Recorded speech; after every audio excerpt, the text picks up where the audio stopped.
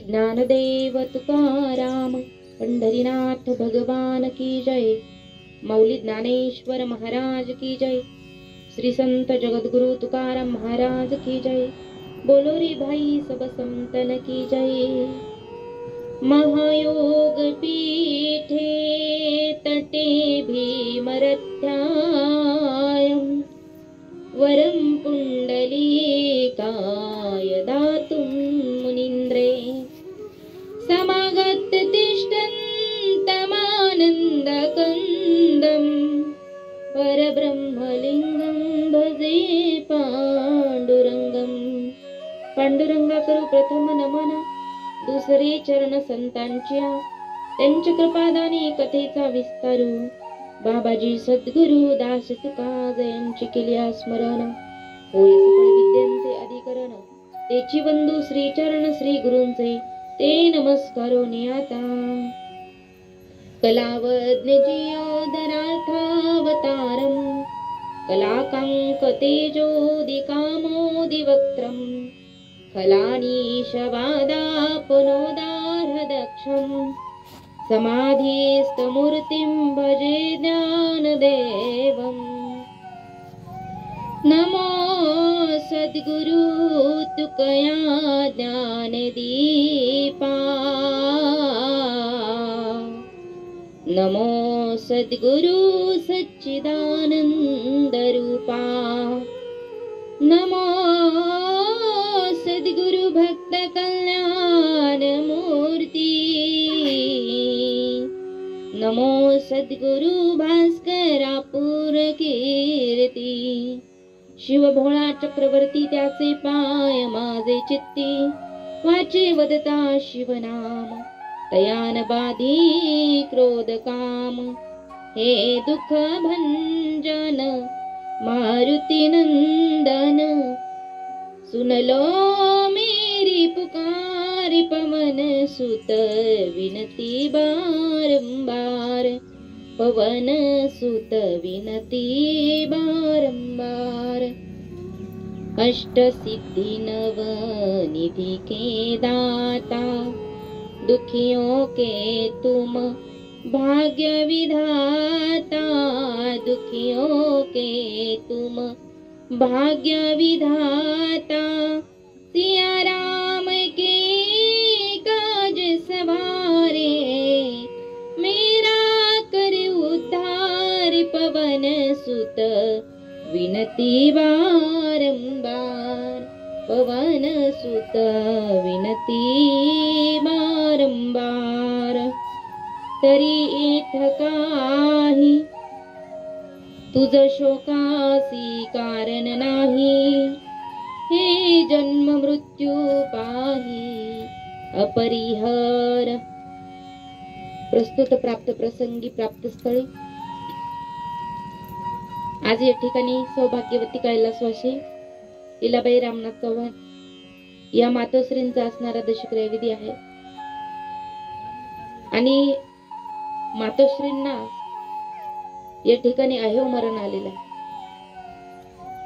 मातोश्रींच्या पश्चात रामनाथ सोना चव्हाण त्यांचे पती, त्याचप्रमाणे संजय रामनाथ चव्हाण मुलगा, नंदू रामनाथ चव्हाण मुलगा, संपत रामनाथ चव्हाण मुलगा, दत्तात्रय रामनाथ चव्हाण मुलगा, सौभाग्यवती अलका भाऊसाहेब पवार मुलगी, किरण संजय चव्हाण नातू, अर्जुन संपत चव्हाण नातू, त्याचप्रमाणे राजू संजय चव्हाण नातू, प्रवीण नंदू चव्हाण नातू, हर्षल दत्तात्रय चव्हाण नातू, असे एकूण या माता माऊलीचे कुटुंब आहे।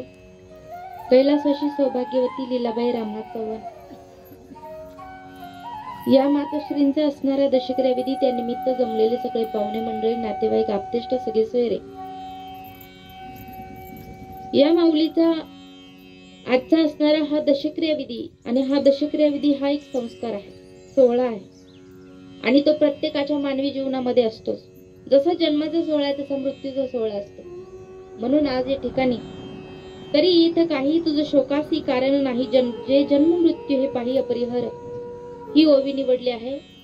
ओवी आहे माऊली महावैष्णव ज्ञानोबा यांच्या ज्ञानेश्वरी ग्रंथातील, ज्ञानेश्वरीतला आहे हा दुसरा अध्याय म्हणजेच सांख्ययोग। आणि या दुसऱ्या अध्यायातील 158 क्रमांकाची ओवी आहे. ओवीचा अर्थ असा आहे की माऊलीने या ओवीमध्ये सांगितलं की माणसा कुणालाही सांगितलं, तुम्हाला शोक करण्याचं काहीच कारण नाही, तुम्हाला रडण्याचं काहीच कारण नाही, कारण जन्म आणि मृत्यू हा अटळ आहे. अशा अर्थाची एक साधी आणि सोपी ओवी मी निवडली आणि या ओवीवरती परिपूर्ण मी बोलण्याचा प्रयत्न करणार आहे. कारण माझ्या वारकरी संप्रदायाचा नियम आहे, माझ्या ज्ञानोबा तुकोबाचं सांगणं आहे, माझ्या संत महात्म्यांचं सांगणं आहे की वारकरी संप्रदाय हा असा संप्रदाय आहे जगाच्या पाठीवरती जो लोकांना एकत्र आणतो, जो लोकांना ज्ञानाचं अमृत पाजतो, जो लोकांना चांगलंच सांगतो, वाईट काही सुद्धा संदेश देत नाही. कीर्तन प्रवचनाच्या माध्यमातून जे काही सांगायचं ते चांगलाच वारकरी संप्रदाय सांगतो. आणि माझ्या ज्ञानोबा तुकोबाच्या विचारानुसारच मी जी ओवी निवडली आहे, अगदी त्याच ओवीमध्ये मला बोलायचं. उगाच इकडचं तिकडचं मी सांगण्यात बसणार नाही, कारण ते माझ्या वारकरी संप्रदायाला अनुसरून अजिबात नाही. ओवी घ्यायची, एक बोलायचं भलतं, अभंग निवडायचं, एक बोलायचं भलतं, याला वारकरी संप्रदाय म्हणत नाही. नुसतं हसवणं म्हणजे कीर्तन नव्हे. तर काहीतरी आपल्या साधू संतांचे विचार जे काय आहे, तुमची ओवी असू द्या, श्लोक असू द्या, जो अभंग असू द्या, पण त्याच्यामध्ये काय सांगितलं आहे हे श्रोत्यांना तुम्ही सांगितलं पाहिजे. आणि याला म्हणतात कुठंतरी कीर्तन म्हणा, प्रवचन.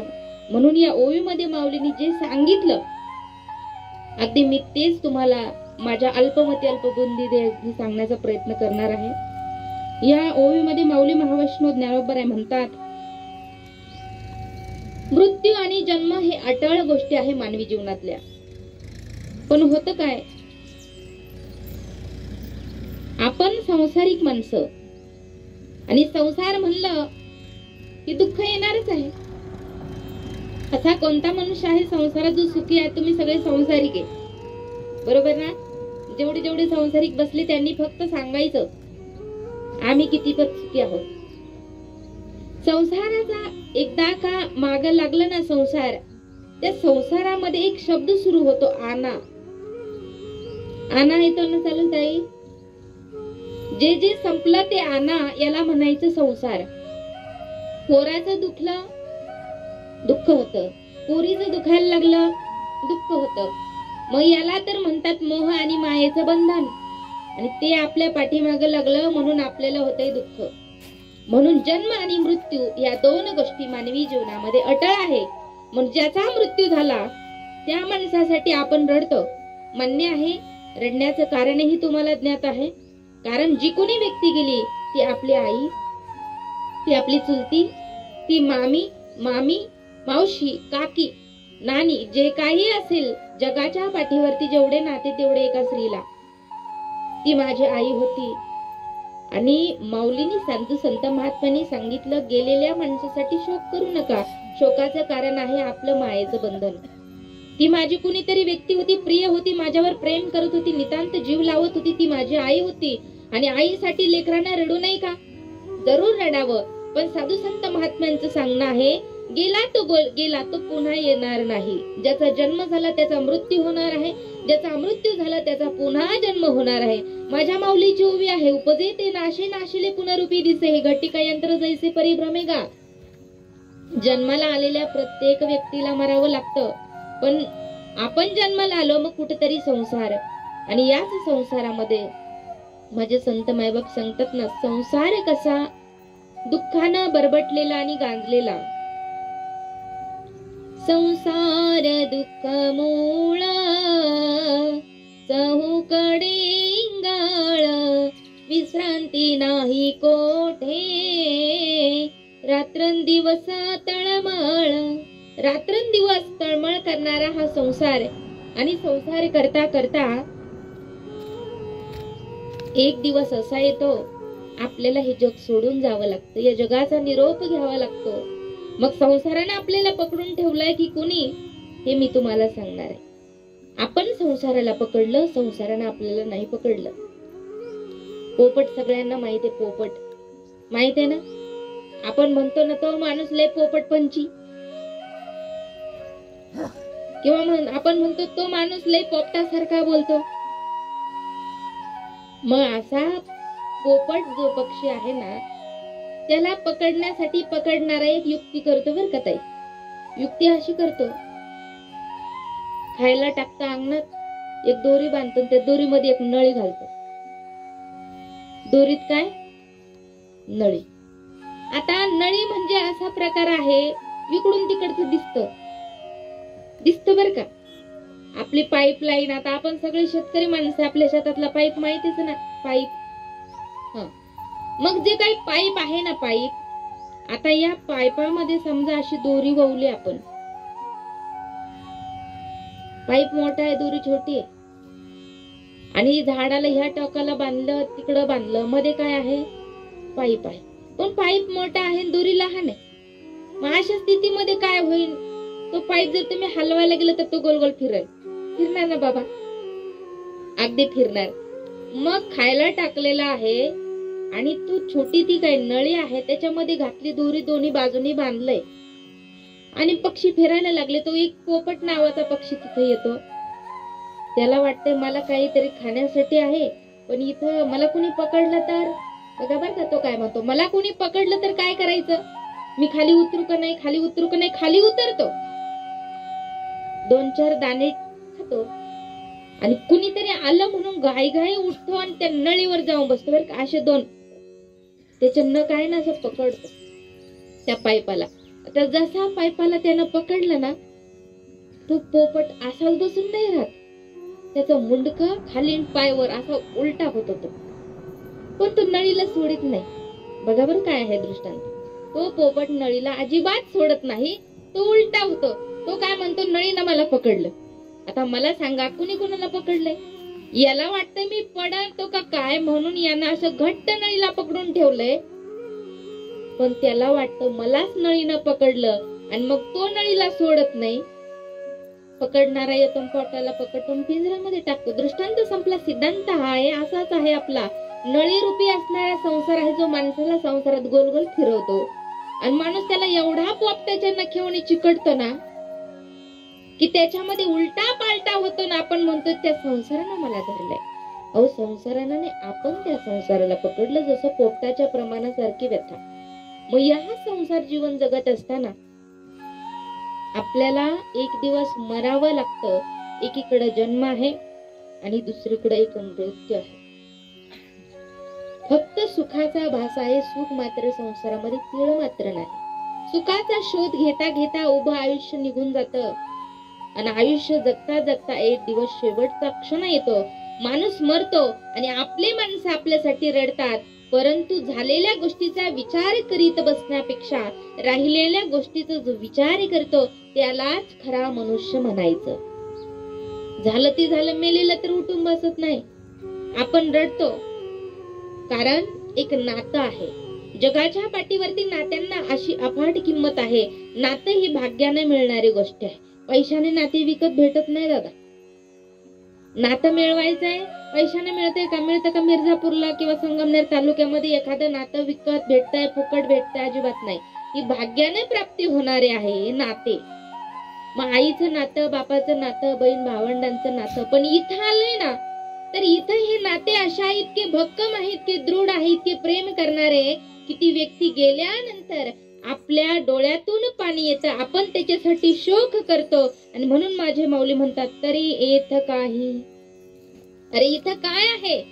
इथं ती व्यक्ती गेल्यानंतर आपण शोक करतो. पण माऊलींचं सांगणं आहे, तुझं शोकासी कारण नाही. तू रडू नकोस, कारण हे काय आत्ताच घडलं असं नाही ना. याच्या आधी पण गेलेत, आजही जाणार आहे, आणि उद्या सुद्धा जाणार आहे, मरणार आहे कितीतरी. मग आपण त्यांच्यासाठी रडत गेलो तर आपल्याला दुःखच भेटणार आहे ना. दुःखाशिवाय आपल्याला काय भेटणार आहे? म्हणून इथं जन्म आणि मृत्यू, म्हणून माऊली म्हणतात, जन्म आणि मृत्यू हा अटळ आहे, हेच शाश्वत आहे आणि हेच सत्य आहे. तो आपल्याला एक दिवस घेऊन जाणार आहे काळ, आणि तो घेऊन गेला की आपल्याला अमृत घोषित, अमका माणूस गेला, आपल्याला जायचं आहे.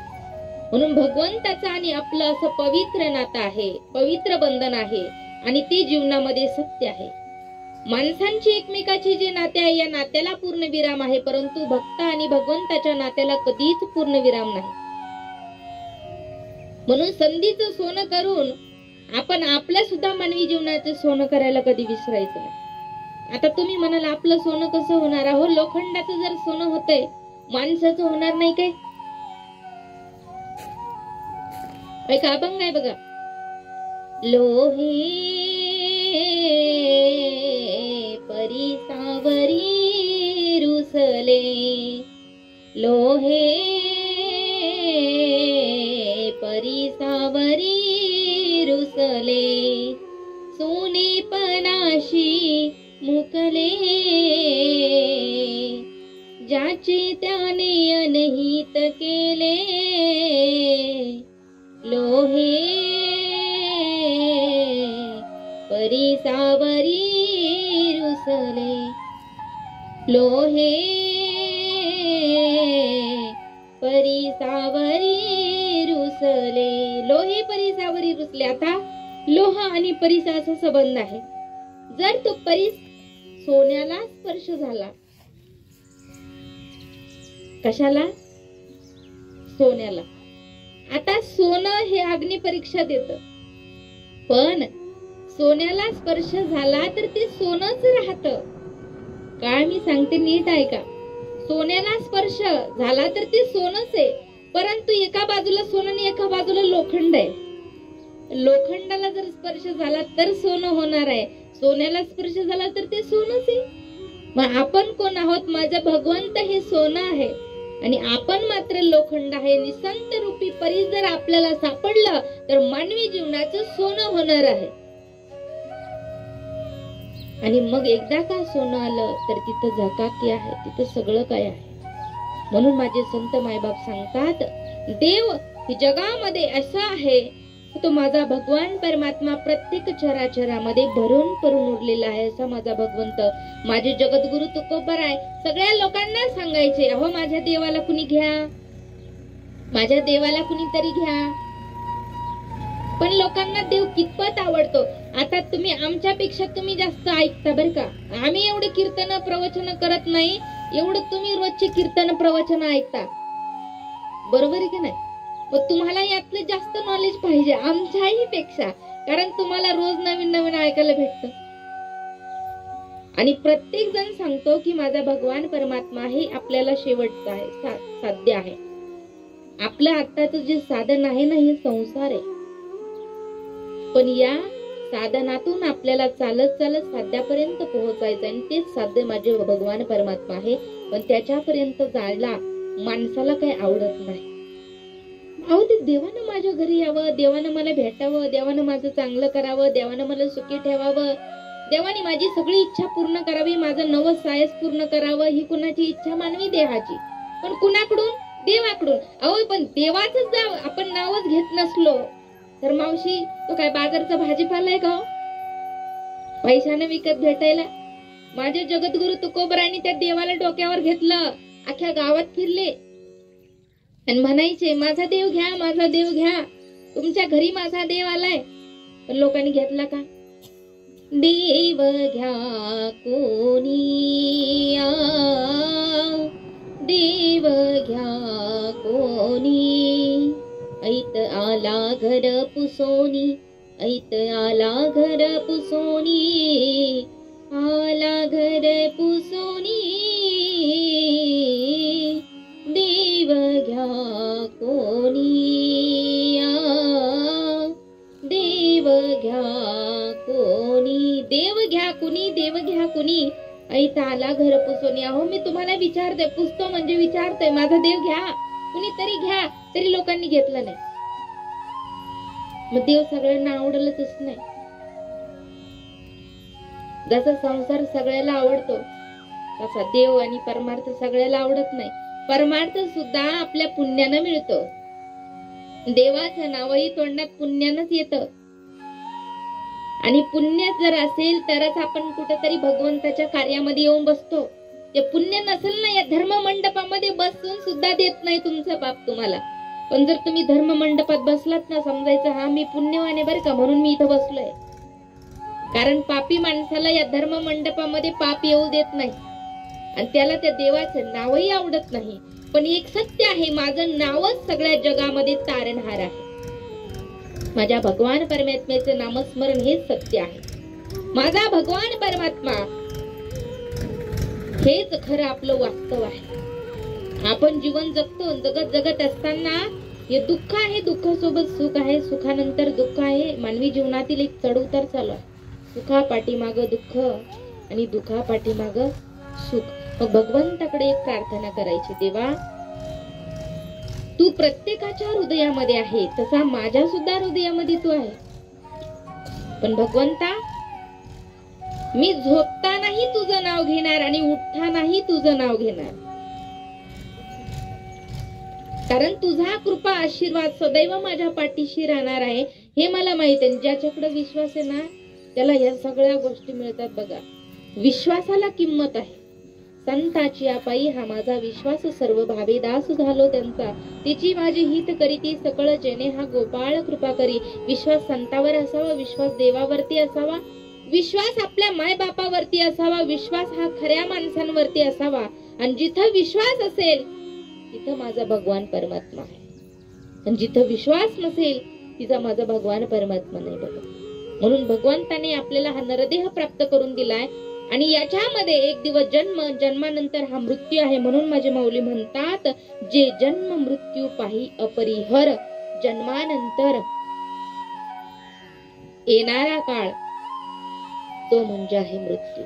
म्हणून आज या मातोश्रींचा 10 दिवसापूर्वी मृत्यू झाला आणि त्यांचा असणारा हा दशक्रिया विधी आहे.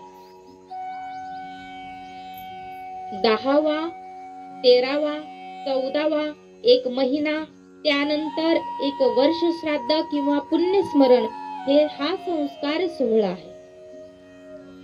माऊलींची पुन्हा एक ओवी आहे. शरीराचिया गावालिया जन्म मृत्यूच्या सोहळिया, का म्हणू नये धनंजयाचिया परी. शरीर रूपी गावाला आल्यानंतर एक दिवस आपल्याला या जगाचा निरोप घ्यावाच लागणार आहे. मग ती आई असू द्या, बाप असू द्या, भाऊ असू द्या, मामा काकी कोणी का असे ना, पण त्याच्या पाठीमागे आपल्याला सुद्धा जायचं आहे. आणि ते सत्य आहे हे माझ्या माऊलींनी सांगितलं. हो, संतांची कितीतरी प्रमाण आहेत, दाखला आहेत, दृष्टांत आहेत. त्यांनी ग्रंथ संपदा निर्माण करून ठेवली, कारण त्यांना माहित होतं या जडामुळाचा उद्धार होण्यासाठी, अज्ञानाला ज्ञान प्राप्त करून देण्यासाठी, जे भरकटले त्यांना चांगल्या जागेवर आणण्यासाठी, ज्यांनी वाईट मार्ग धरला ते चांगल्या मार्गाने मार्गस्थ होण्यासाठी माझ्या माऊलींनी, माझ्या तुकोबरांनी, माझ्या निवृत्ती दादांनी, सगळ्या संत मायबापांची मांदी आणि त्यांनी एकच उद्देश होता की माझ्या माणसांचं, या जगाच्या माणसांचं कल्याण व्हावं, यांचं चांगलं व्हावं. हा एकमेव उद्देश माझ्या संतांचा होता. आणि म्हणून त्यांनी स्वतःचा देह आपल्यासाठी झिजवला, जसे आईबाप पोरासाठी देह झिजवतात. म्हणून संत मायबाप कोण आहे? आपले आईबाप आहे. मग फुकट नाही. माझ्या ज्ञानोबरायांना माऊली म्हणतात आहे तर ते पुरुष, पण म्हणतात काय?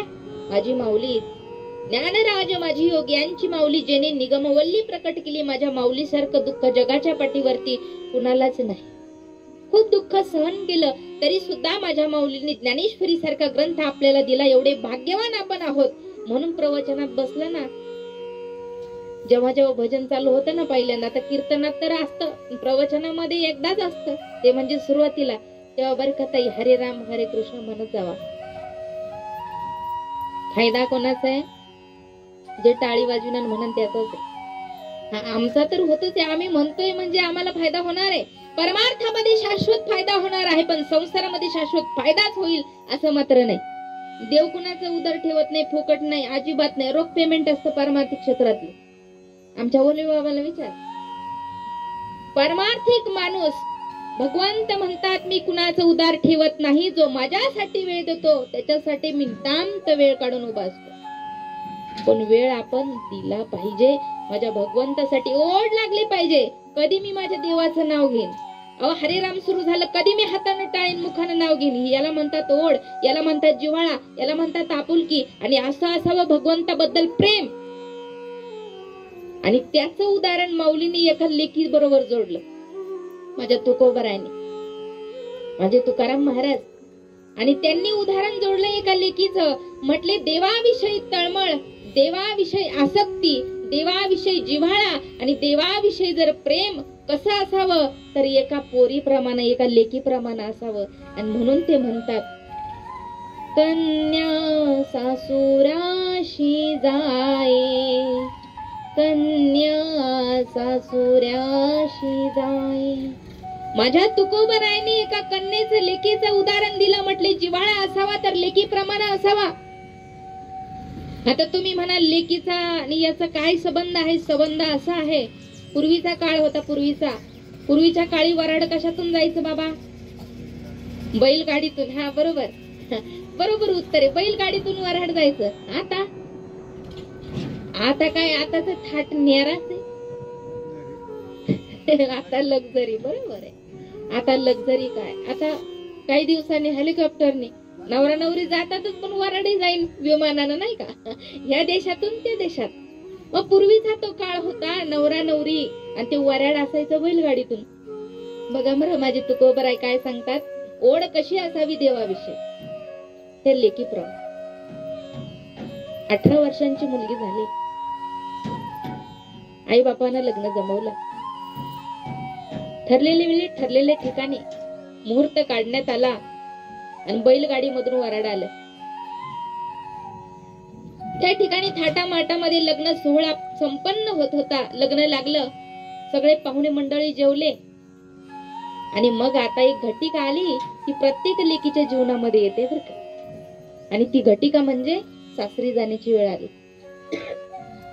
तर अशा वेळेमध्ये काय झालं, त्या लेकीच्या आपोआप तिचं लग्न लागलं. तिच्या गळ्यामध्ये हार पडला. शेवटची मंगलाष्टका झाली. सगळ्यांनी अक्षदा टाकल्या. भरभरून प्रेमाने आशीर्वाद दिले. त्याच क्षणाला आपली लेक परक्याची झाली. कारण शेवटचं मंगलाष्टक झालं का ती आपली नाही बाबा.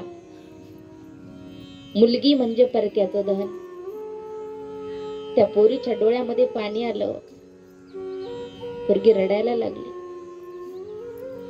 आता ज्यावेळेस तिला आपलं माहेर सोडायचं होतं, त्या माहेरातून सगळं सोडून जाते बर का.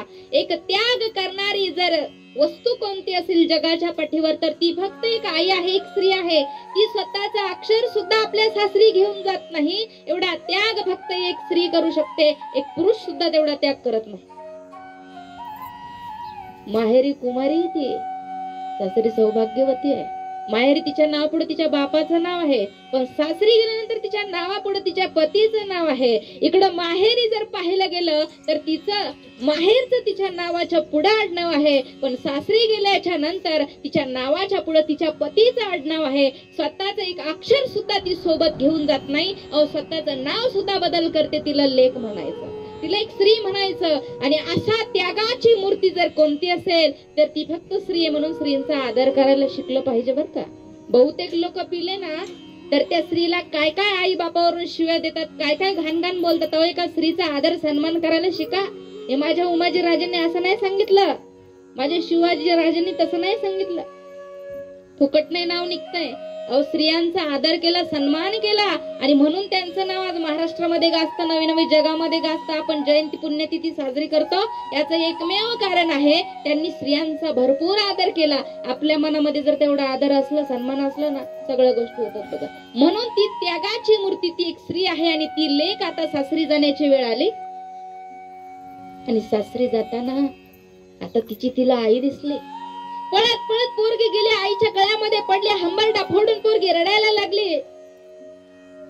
आईचे अश्रू थांबत नव्हते, पोरीचं रडणं थांबत नव्हतं.